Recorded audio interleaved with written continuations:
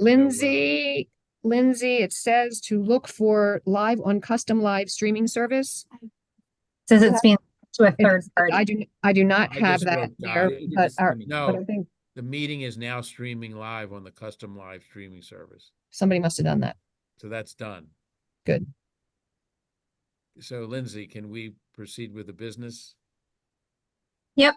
Okay. So we have one bill on the agenda today. That's House Bill 232. This is a new version of a bill that you've seen for a couple years now. New this year, it's a departmental bill. It generally consolidates provisions regarding physician assistants with those related to physicians and reorganizes provisions relating to allied health professions regulated by the Board of Physicians. So this is the sort of code revision bill for the Board of Physicians.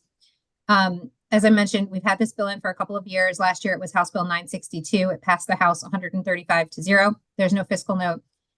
New this year, I'll just highlight some provisions that are different from last year's bill. On page 12 of the bill, it requires the board to issue a certificate of professional standing and a verification of licensure status to any licensee rather than just to a licensed physician. Also on page 12, the bill repeals the requirement that the board retain a list of all licensees as a permanent record of the board. The bill requires each advisory committee to develop and recommend to the board regulations to carry out the responsibilities of the relevant allied health profession. On request, provide recommendations on the practice of an allied health profession and advise on any other matters related to the allied health profession or the practitioners. Keep a record of its proceedings and submit an annual report to the board. That's on page 13 of the bill. On page 16, there's a provision authorizing a healthcare practitioner who's regulated by the board and employed in the service of the federal government to practice without a license and an authorized supervisor to supervise an unlicensed individual while the individual is practicing within the scope of employment on federal property, subject to regulations by the board. This is sort of a more detailed version of an exception to licensure that already applied. So that provision is on page 16, and you'll see related provisions that already applied, exempting, for example, a physician employed in the service of the federal government while performing the duties incident to that employment on page 35, for respiratory care on page 52, for radiation therapy on page 57, athletic trainers on 67, naturopathic doctors on page 79, genetic counselors on page 86, and physician assistants on page 96. There was no exception already for polysomnographers, so that would be new for them because this is now an all-encompassing provision. The bill repeals the option for if a disciplinary panel determines that an allegation involving fees for professional or ancillary services does not constitute grounds for disciplinary or other action, that the disciplinary panel must offer the complainant and the licensee an opportunity to mediate the dispute. That appears on page 42 of the bill.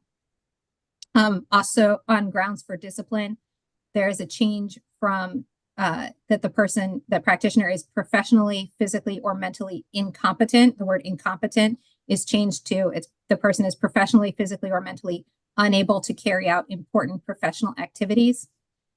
This again applied to all of the health practitioners, so it would have the provision appears on pages 44, 54, 59, 64, 69, 76, 83, 88, and 99 of the bill.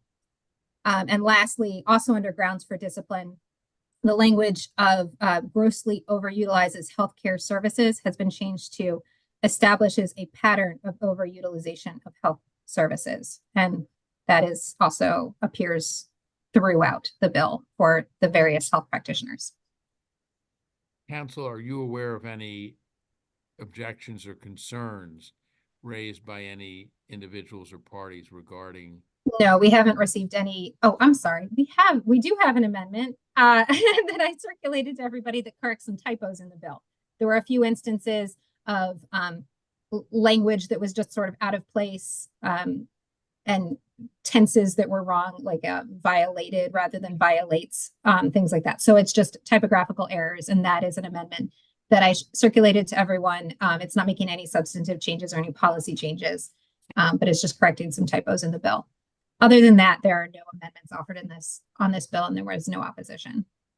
And so therefore we would need, is there any discussion about what council has described her report regarding the bill.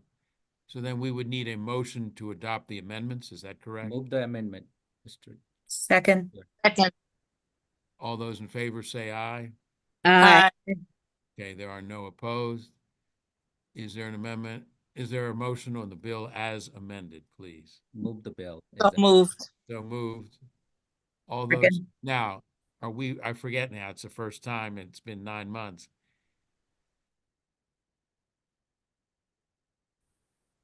Roll call or show of hands, council? I mean, you can do a roll call. Motion, Does anyone have any questions first, I guess? are there any questions or discussion on the motion to move favorable with the bill as amended? Seeing none, roll call. Is that roll call next or just show of hands? You can just say, is anyone opposed? Is anyone opposed to the motion? Seeing none opposed, the motion for the bill as favorable as amended is accepted. That concludes our business for today. Just so you all know, every Thursday at 11, you should assume that we are meeting from now until at least crossover. So, appreciate it. As I've been advised, we have a long bill hearing at 1 o'clock. So I hope you're not scheduled for a meeting between 12 and 1 because you should go get lunch. Thank you all very much. Thank you. We are adjourned. Thank you.